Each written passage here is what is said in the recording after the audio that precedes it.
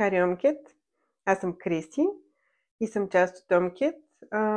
Днес ще ви подарим една практика, която се нарича кратък обзор на деня и ще може да си я направите вечер, когато се чувствате вече изморени, имате нужда от малко релаксация или така малко да си почине ума ви. Практиката е медитативна, необходимо е да се прави в седнало или в легнало положение, така че изберете място, в което така ще ви е приятно да прекарате 10 на минути на спокойствие, на тихичко. Може да проветрите също така. Може да си запалите пало санто, бяла салвия, ароматна свещ или нещо, което ще ви накара да се почувствате по-комфортно. Пригответе се, може да легнете на постелката или да седнете. Тялото е отпуснато.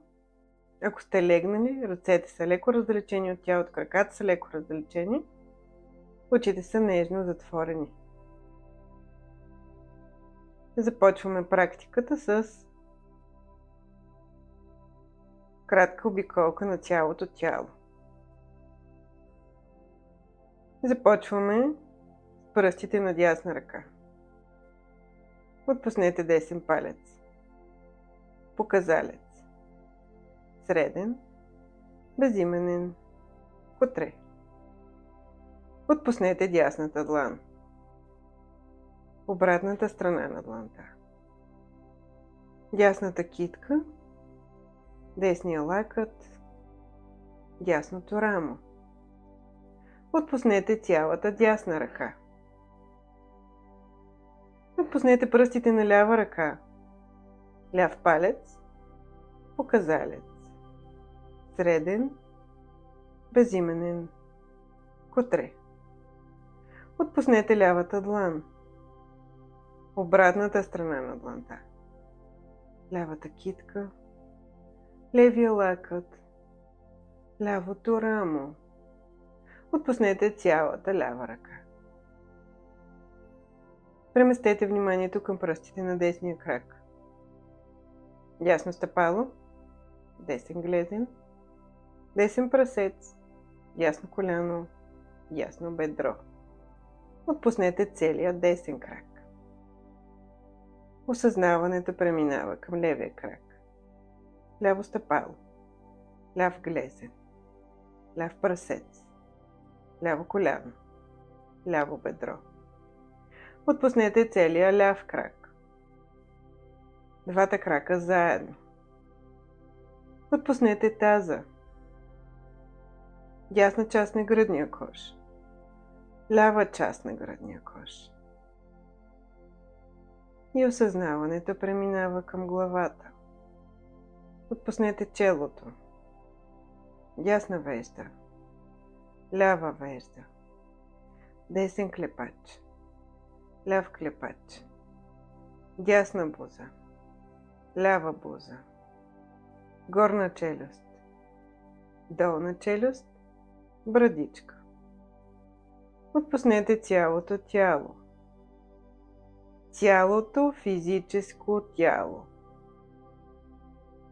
цялото физическо тяло и всички органи в него.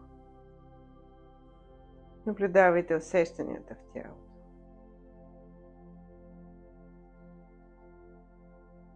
Преместете осъзнаването към пространството зад затворените очи. Представете си, че сте седнали в една голяма черна стая и пред вас има екран. Екрана в пространството зад затворените очи. И на този екран ще видим как е минал деня ви. Спомнете си как се събудихте. Какво правихте като се събудихте? Трудно ли беше, лесно ли беше? С какви дрехи бяхте облечени, каква ви е пижамата? Как станахте? Имате ли си сутрешен ритуал? Пихте кафе, чай, разходихте се? Или напротив нямахте време, измихте набързо зъбите, за да може да стигнете на време на работа или пък да останете вкъщи и да правите различни неща. Как започна вашата сутрин? Закусвате, не закусвате. И после бавно ще стигнем до обяда.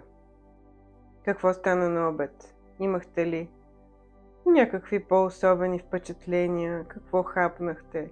Говорихте ли с някой? Как протече вашия обед? Какво се случи? И така бавно и насетно, както вече обяд и леко се търкува деня, ще стигнем до следобеда. Какво стана следобеда? Какъв ден беше днес? Слънчев, студен. Нещо, което се е случило следобеда и което ви е направило впечатление?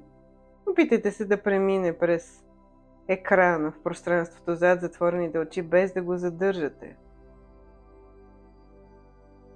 И ще стигнем до вечерта, до момента, до който вие вече правите вашата практика с кратки обзор за деня. Вижте какво е усещането ви сега. Какво е било през деня? Има ли промяна в усещанията ви от сутринта до вечерта? Променяли ли са се настроенията, дрехите, начина по който вие сте се чувствали? Наблюдавайте и вътрешното си усещане. Наблюдавайте усещанията на тялото си. И за да успокоим ума, ще направим една много кратка медитация, в която ще наблюдаваме дъха. Представете си, че има една тръба, която върви от гърлото до корема. Прозрачна, светла тръба. Когато вдишаме въздух, има едно бутало, което върви от гърлото към корема, а когато издишаме, се връща наобратно към гърлото. Вдишваме, изпълваме тялото с въздух. Буталото се спуска към корема. Издишваме, връщаме обратно буталото към гърлото. Вдишваме, буталото върви към корема. Издишваме, буталото се връща към гърлото. Вдишваме, продължавайте нататъка сами. Опитайте се да сте концентрирани и да не бяга ума ви. Вдишваме, издишваме. Вдишваме, издишваме. Наблюдавайте буталото как се движи нагоре-надолу и визуализирайте под формата на бяла светлина въздуха.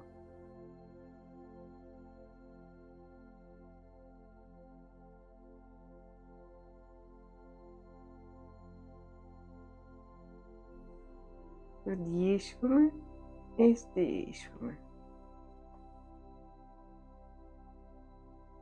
Вдишваме и издишваме. Оставете сега тръбата да се размие от само себе си и да се изпари.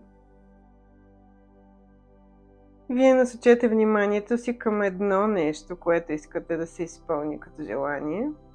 Ваше лично, съкровено и нека да не е материално. Кажете го 3 пъти на ум в сегашно време. Например, аз съм здрав. Аз съм здрав.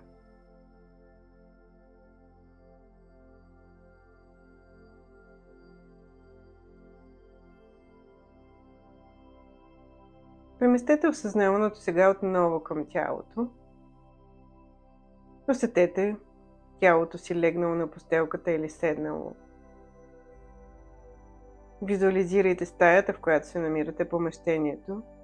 Ако има други хора, къде се намират те. Ако има звуци, откъде идват звуците.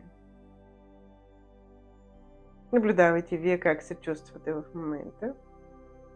И бавничко, с затворени очи, стигаме до седнало положение. Може да се разтегнем, може да направим нещо, което е необходимо, така че да пораздвижим малко тялото.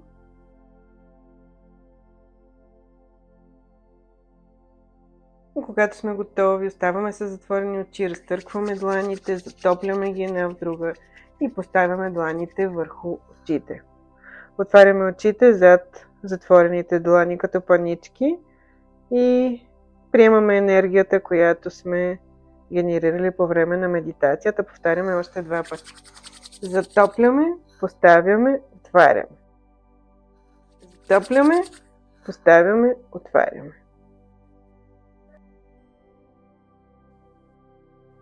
Благодаря ви за днешната практика. Хари Ом Кет. Ще се видим отново. Следете сайта, следете медитациите, следете практиките и ще има и много нови изненади. Благодаря ви.